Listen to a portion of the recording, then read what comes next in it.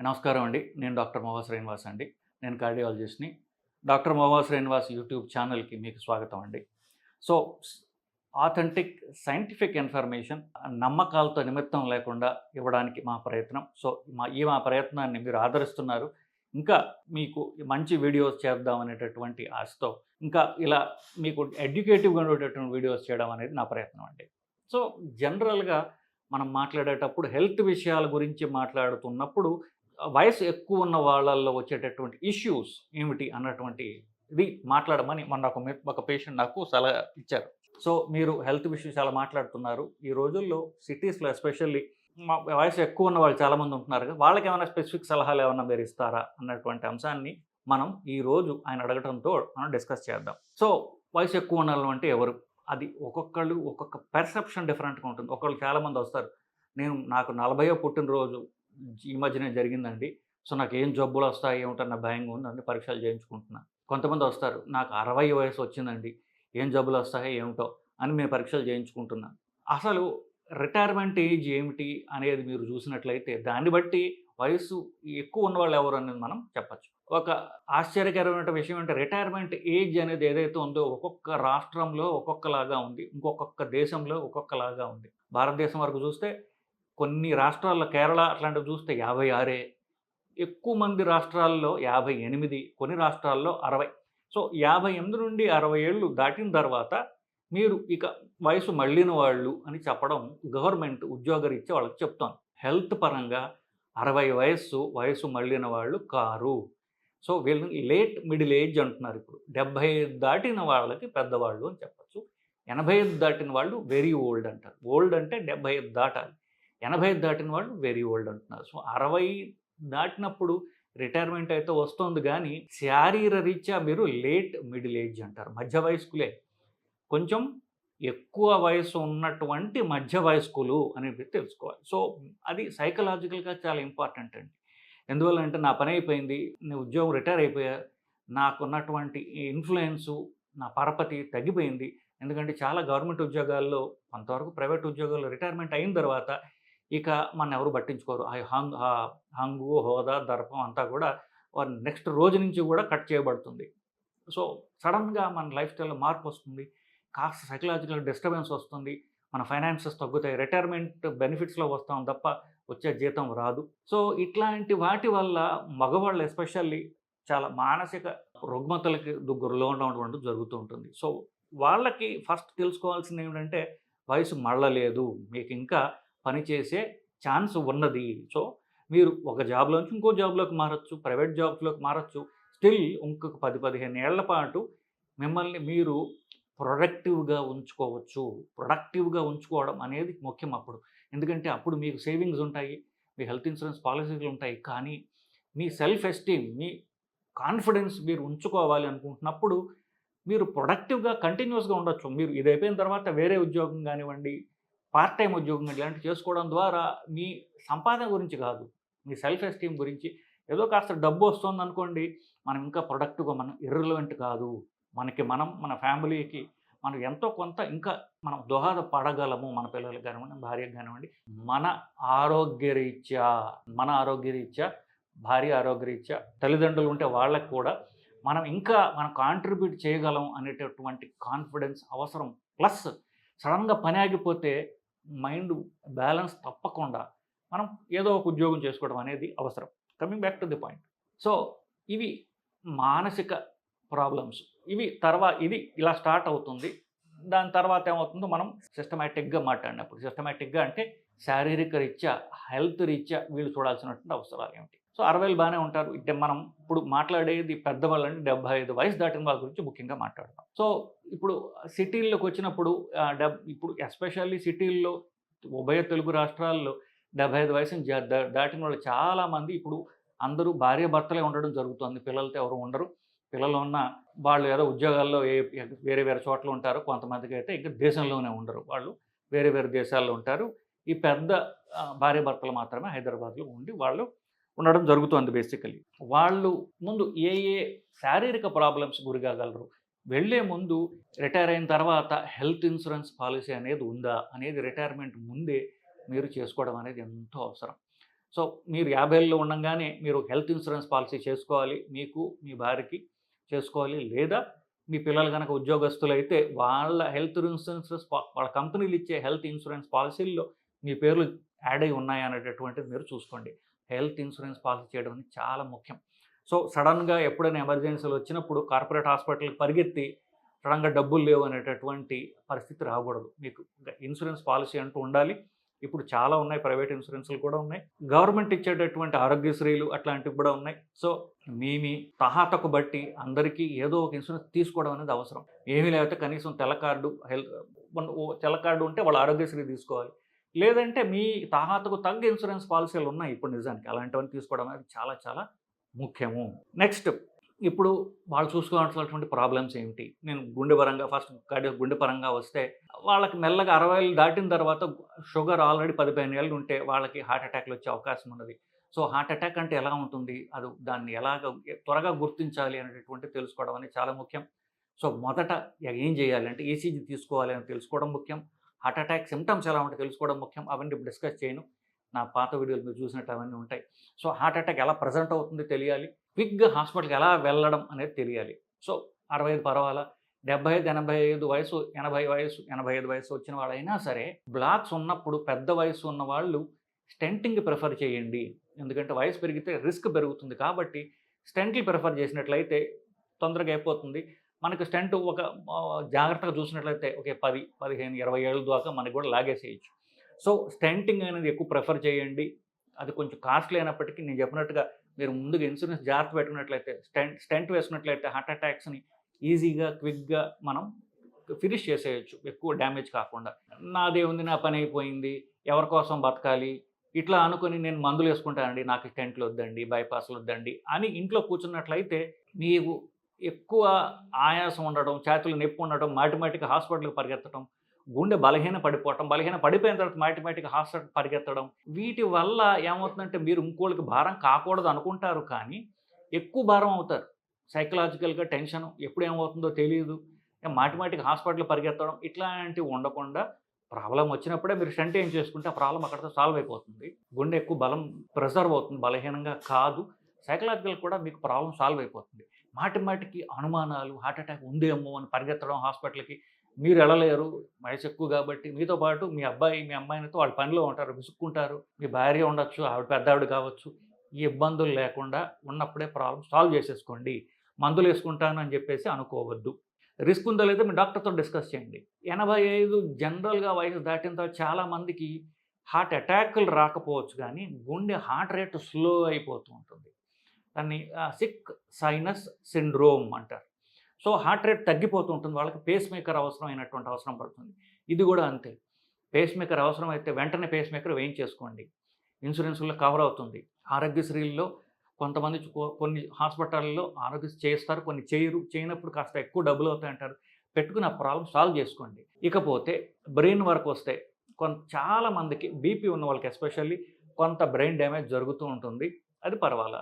85 దాటిన తర్వాత ఇది కొంచెం అక్యుములేట్ అయ్యి మతిమరుపు, డిమెన్షియా ఇట్లాంటివి వస్తాయి. ఈ భారతదేశంలో చాలా తక్కువ వెస్ట్‌తో కంపేర్ చేస్తే, కానీ ఇది అప్పుడప్పుడు చూస్తున్నాం.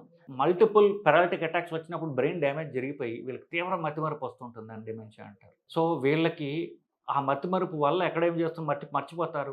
ఇంపార్టెంట్ డాక్యుమెంట్స్ ఉంటాయి, బ్యాంక్ అకౌంట్స్ ఉంటాయి, సంతకం ఉంటుంది. ఇట్లాంటివి పార్కిన్సోనిజం సంతకం పెట్టడం కుదరదు.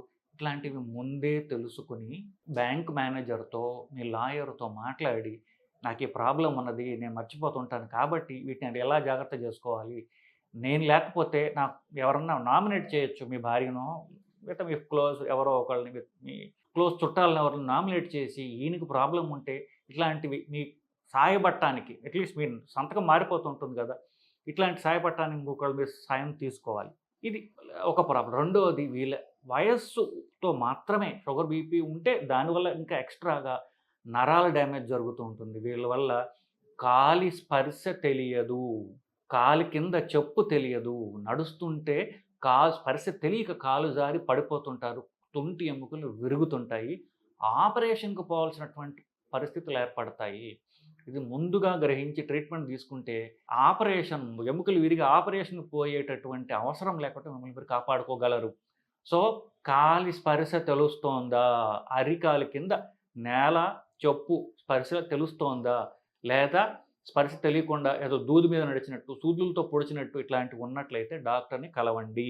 ఇది బ్రెయిన్ గురించి సింపుల్ వాటికి చెప్తున్నాను. మూడోది చాలా మందికి 90% మందికి మలబద్ధకం ఉంటుంది. మలబద్ధకం కొంచెం ఉంటుంది వయసు రీత్యా. కానీ దాన్ని వీళ్ళు సివియర్ ప్రాబ్లమ్ చేసుకుంటారు ఇంకా. తీవ్రమైనటువంటి ప్రాబ్లమ్ ఏంటంటే హాస్పిటల్‌కి అడ్మిషన్‌లకి వచ్చేస్తారు. ఏంటంటే నేను లెట్రిన్‌కెళ్ళి 3, 4 రోజులయిందండి. అవి 3, 4 రోజులైతే పర్వాలే ప్రాణాంతకం కాదు కదా! ఇవి సీరియస్ ప్రాబ్లమ్స్ కావు. కానీ వీళ్ళకి దాని గురించి టెన్షన్ ఎక్కువనమాట. సో, 3, 4 రోజులైతే అది కొంచెం గట్టిగా అవుతుంది. గట్టిగా అయిపోవడం కష్టమవుతుంది. మీరు క్రెమాఫిన్ సిరప్ అలాంటి సిరప్పులు తీసుకుంటే సాఫ్ట్ అయిపోతుంది. సో, 3, 4 రోజులు వెయిట్ చేయక్కర్లా. ప్రతిరోజు రాత్రి పడుకునే ముందు మలం సాఫ్ట్ అవ్వడానికి సిరప్పులు తీసుకోండి, టాబ్లెట్లు తీసుకోండి. సాఫీ అయిపోతుంది. తప్ప టాబ్లెట్లు తీసుకోకుండా 3, 4 రోజులైన తర్వాత నష్టమేమి జరగదు. ఆ తర్వాత గట్టిగా ఉంటుందది. సో, దాని తర్వాత తీవ్రమైనటువంటి మెంటల్ ఆందోళనకు లోనవుతుంటారు. When there is no motion there is commotion అనేటటువంటిది ఒక జోక్ ఉన్నది. తర్వాత బీపీహెచ్. బీపీహెచ్ అంటే మగవాళ్ళకి ఎస్పెషల్లీ ప్రాస్టేట్ పెరిగి మూత్రం సరిగ్గా రాదు. మూత్రం వస్తే బాత్రూమ్ దాకా ఆపుకోలేరు. అర్జెంట్‌గా వస్తూ ఉంటుంది. అక్కడి దాకా వెళ్ళక పంచెలోనో, ప్యాంట్‌లోనో మూత్ర విసర్జన జరిగిపోతూ ఉంటుంది. దీన్ని ప్రాస్టేట్ ప్రాబ్లమ్స్ అంటారు. ఇలాంటి ప్రాబ్లమ్స్ ఉన్నప్పుడు లేదా మూత్రం అంటూ పోసిన తర్వాత ధార సన్నగా పోతూ ఉంటుంది. ఒక్కసారి పోయి బయటకొచ్చిన తర్వాత పూర్తిగా మూత్రం అంతా బయటికి పోలా. మళ్ళీ వెళ్ళాలని మళ్ళీ వెనక్కి వెళ్తుంటారు. ఇవన్నీ కూడా ప్రాస్టేట్ గ్రంథి సమస్యలు. సింపుల్ ఒక చిన్న టాబ్లెట్ తీసుకున్నట్లయితే చాలా వరకు సాల్వ్ అవుతుంది. సాల్వ్ కాకపోతే ఒక యూరాలజిస్ట్ ఒక ప్రొసీజర్ చేస్తారు. ప్రాస్టేట్ గ్రంథి తీసేసేది. ఇది ముందుగా తెలుసుకోవటం ముఖ్యం. ఇది తెలియక చాలామంది సంవత్సరాల తరబడి ఇబ్బందికి, బాధకు గురవుతుంటారు. ఇంకా చిన్న చిన్నవి చాలా ఉంటాయి. మోకాళ్ళ నొప్పులు ఇట్లాంటివి.